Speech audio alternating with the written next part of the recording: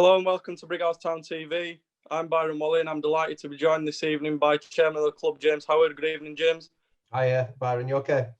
Yeah, not too bad. Yourself? Yeah, good, thanks, yeah. COVID lockdown beard, so yeah, it's what happens. Aren't we all? So, first of all, what has lockdown meant for Brighouse as a football club? In terms of this lockdown, it just feels like it's going to put us behind on schedule, on and off the pitch, really. I think we're all itching to see activity on every Saturday, whether we're home or away. So there's obviously that gap, and it's difficult and it's frustrating because we can't even train, and I worry about match fitness when we return. But we put every faith in Bill and the management and the coaching team in regards to getting us match fit. So it's frustrating, but we fully appreciate and accept the circumstances, the very unreal circumstances that we're in. In regards to safeguarding, fans and players and volunteers, coaches are all alike, really. So yeah, it's frustrating, but we've just got to deal with it, I guess. And it allows us to focus more on off the pitch activity and investment into the ground and the clubhouse, which is been the real big focus for us off the pitch this season. So, well, certainly this year, more importantly. So you've just touched on there about the team on the pitch. What are your thoughts so far this season? I know we've had a bit of a slow start than what we'd like, but what's your overall assessment so far? Obviously, I speak to Bill every day. I speak to him, and obviously Vice Chairman Charlie as well. And it's been frustrating. And you know what? And I think it comes down to that old adage jinx. Really, we had a fantastic pre-season.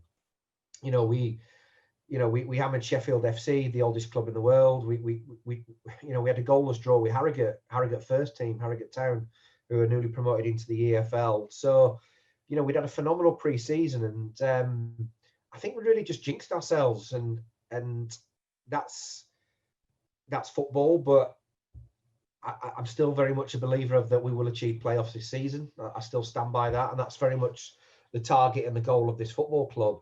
But it is as it is, and football is a cruel game, and we have many highs but many lows as well, and frustrating at times. We went from having some ridiculous score lines, the first sort of few games of the season, and we were scoring for fun but also conceding for fun, to having narrow marginal defeats, 1-0, 2-1, etc. So to not be able to score for a period of games, and I think to go from one extreme to the other, the fan in me will be no doubt frustrated with that. But yeah, it's frustrating. But look, we are where we are in the league. The league doesn't lie, and I think we need to be realistic about the position that we're in.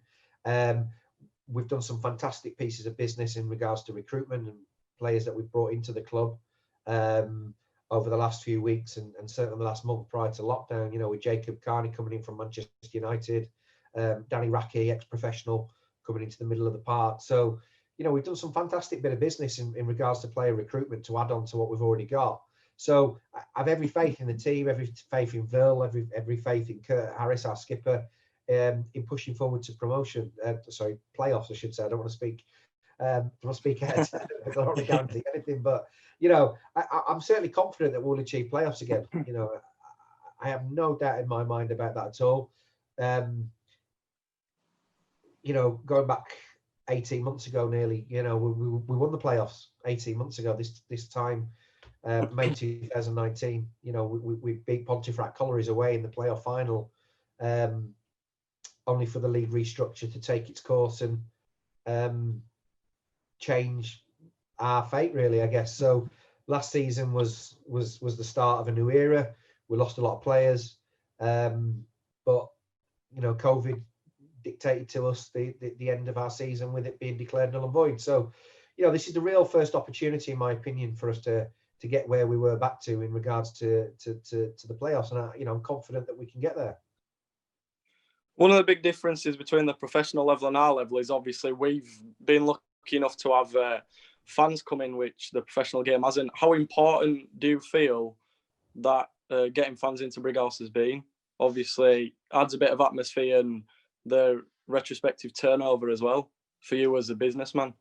Yeah, two things really. I'll give you two answers to that question. I mean, firstly, it's significantly important to the players. You know, you're there, Byron, on match days. You see our players' reaction to our fans. You know, and I go to some other non-league games when we're not playing, and I look at the atmosphere. You know, at levels above our level and levels below, and I don't want to single out any clubs, but there is no atmosphere at certain clubs, you know, locally, and you know, and I'm very proud of what we have at Brighouse in terms of fan support and you know getting really behind the team. As I say, results haven't really gone our way, but you know that doesn't stop the fans chanting in the 93rd minute all the way through from kickoff. So I think it's imperative. You know, they are the 12th man at the ground, and you know, and it's evident, and it shows in terms of that support and that passion that they have. And you know, our players pick up on it. They're not stupid. You know, our players realise that our fans are on the side. You know, whether it's torrential rain, whether it's you know blistering sunshine, whether it's whatever the weather conditions are and whatever the circumstances are, they're there. And you know, you can't buy loyalty. You know, and I've always said that. And you know, we have an incredible loyal fan base, which partly, you know, our job is to continue to grow and bring youngsters into the fold. And we've certainly seen that this season. You know, we've certainly seen a lot of new faces coming to the ground supporting the local team. And, you know, kids coming in and kids requesting to buy replica shirts and memorabilia and merchandise, which is fantastic to see. So, you know, we're not just influencing the old guard or a generation that's followed Brighouse, for example, for 30 odd years. And there are lots of fans like that, which is fantastic to the club. But, you know, we're also influencing youngsters coming through and, you know, teenagers right down and young adults and, you know, fans from Halifax Town, which is fantastic to see. You know, Halifax Town fans, Huddersfield Town fans, Bradford City, Leeds United. You know, it's incredible to see these types of fans. And we were quite blessed, actually. The last two home games we had Jack Carroll, who's a comedian, as you may be aware of him. And, you know, Jack Carroll lives locally, and we were very grateful for Jack to come down and certainly looked after him and his family in regards to entertaining them. And, you know, I asked Jack, I said, why did you come down? He said, well, as blunt as he is, because he is a typical blunt comedian, which is great, but, well, I can't go and watch Leeds United. I said, no, Jack, I said, that's not the right answer.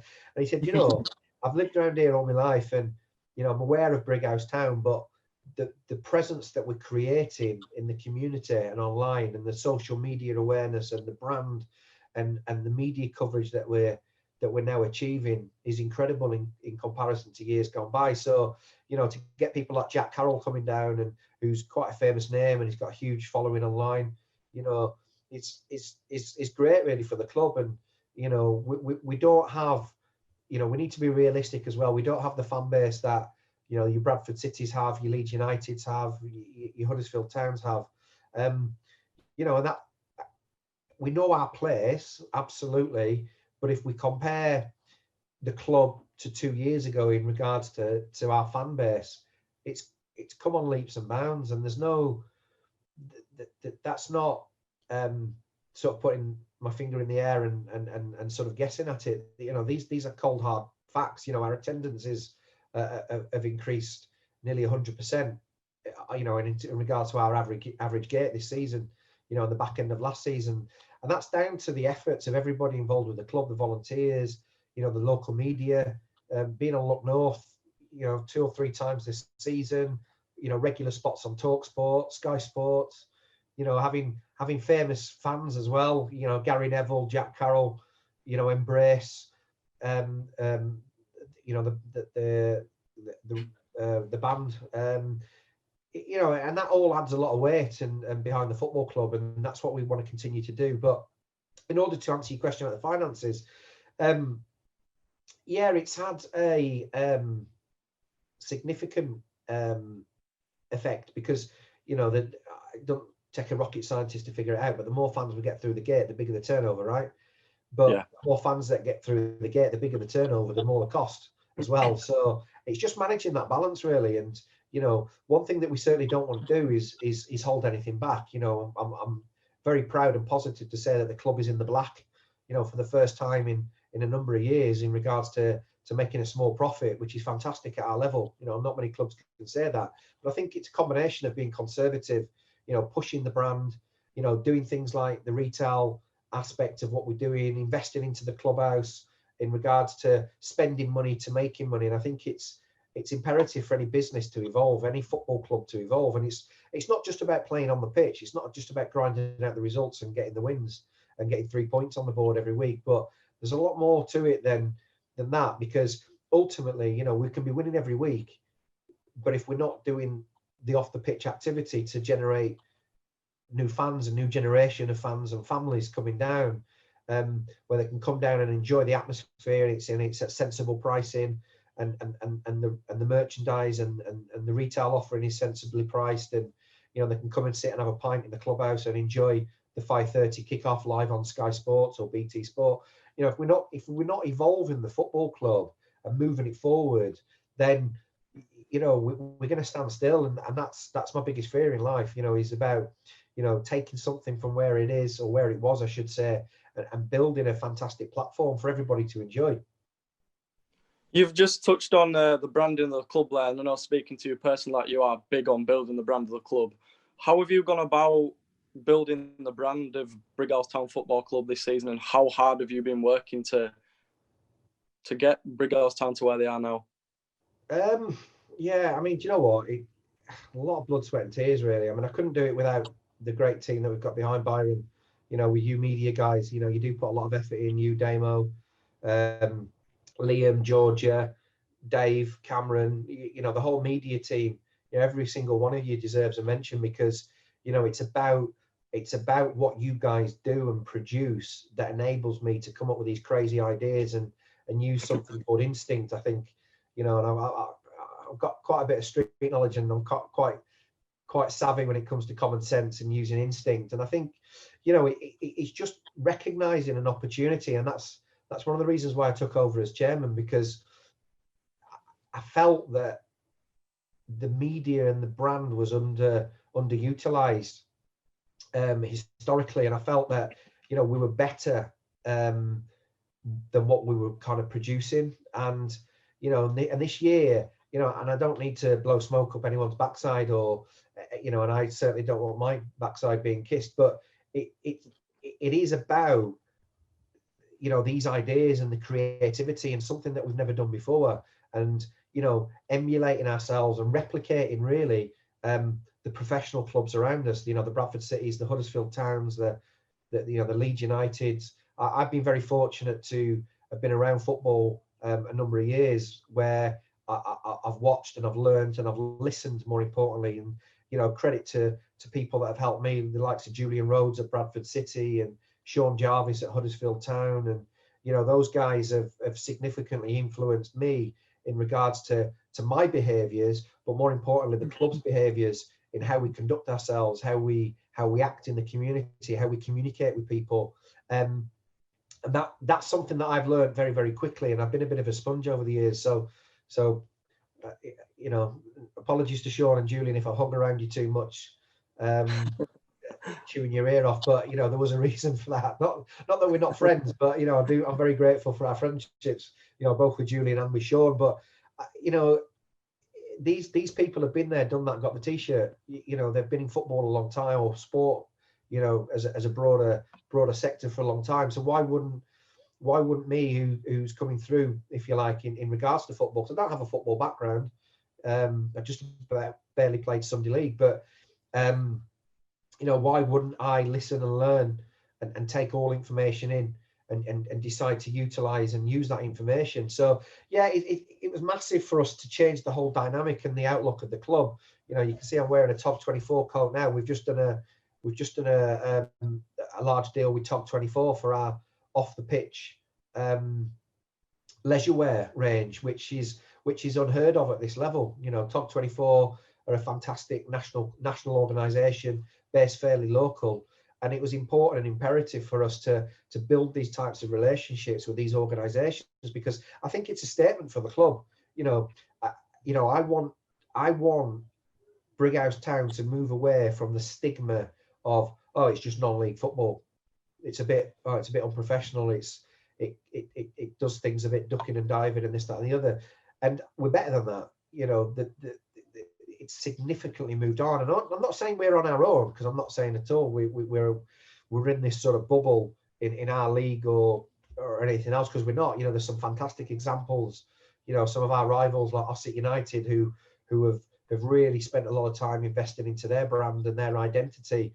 There's no reason why Brighouse Town can't do that. We've got a fantastically large town around us, a significant number of chimney pots and residential properties to take advantage of, and give people an alternative to professional football, give people an alternative to not going down the local pub or not sitting at home and watching a Sky Sports game. Come down to our club and enjoy real football, live football at 3 p.m. But come and enjoy the activities beforehand and afterwards. So yeah, it's definitely vital that we don't just stop where we are in regards to continuing that message. And it certainly isn't the case, oh well, we're done now, we've achieved it.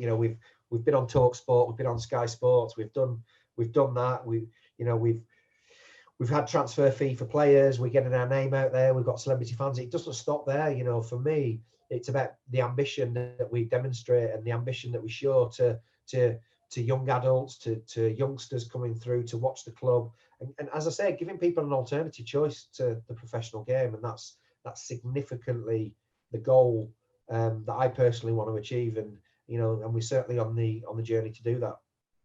And finally, you just touched on the getting a deal with Tog24 on the leisure wear. What is the hopes for Brighouse off the pitch? That's a broad question, Byron. What's the hopes?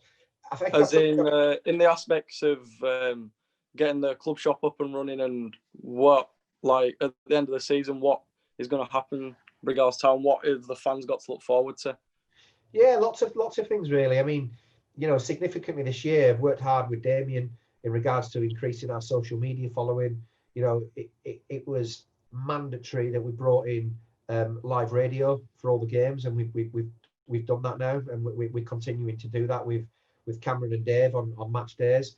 We're going live, we're streaming before the games live on Facebook, which is going to be something that Georgia Cook's going to be taking control of. It's about promoting a family community club. So I've always looked at this, Byron, in regards to Brighouse Town as a community club, in regards to having 5 pillars. We've got the men's section, we've got the fantastically women's section, who are the best team in West Yorkshire, which is a fact, County Cup champions, West Riding County Cup champions, and still hold that title to this day. We've got the boys section, the under 16 elite. We've got the academy now with Simon Ward heading up. We've got age groups that are coming on, and we've now got the junior girls section as well, which is right down to under 6s level, which is fantastic to see.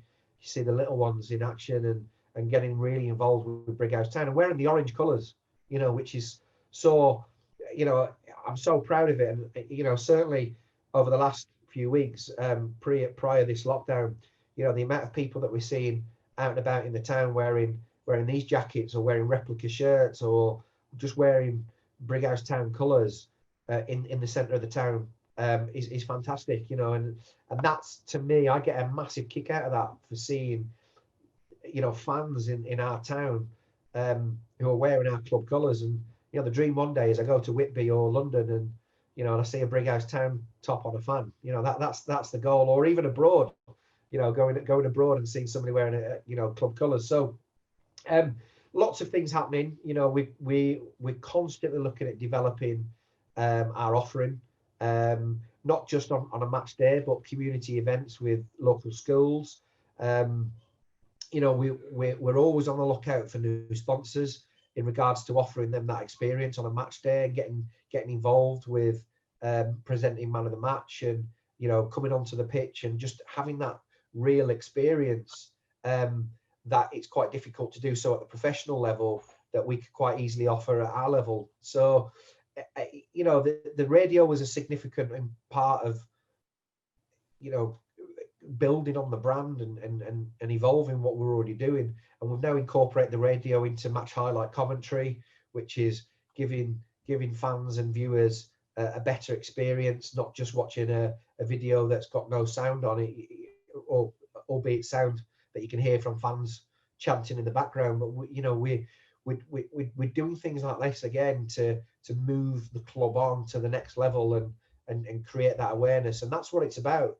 You know, if we build it, they will come. And you know, and it's very much about the efforts that we do today and off the pitch that significantly resonate on the pitch, and they go very much hand in hand. You know, they really do. And yeah, so for me, it's constantly pushing that brand out. You know, we've got a retail offering for the first time in the club's history. You know, in the clubhouse and online, selling replica shirts and merchandise, which is something that we haven't done as a club before. You know, I'm proud to say that only today the online club shop's gone live, which is now officially live on Brighouse Town AFC website. So, which, you know, fans can go on and buy their early Christmas gifts, and we're guaranteeing Christmas delivery for things like that. So, you know, and I want to see more and more people wearing shirts in the town. You know, that's something I take a lot of pride out of, that we've built a brand.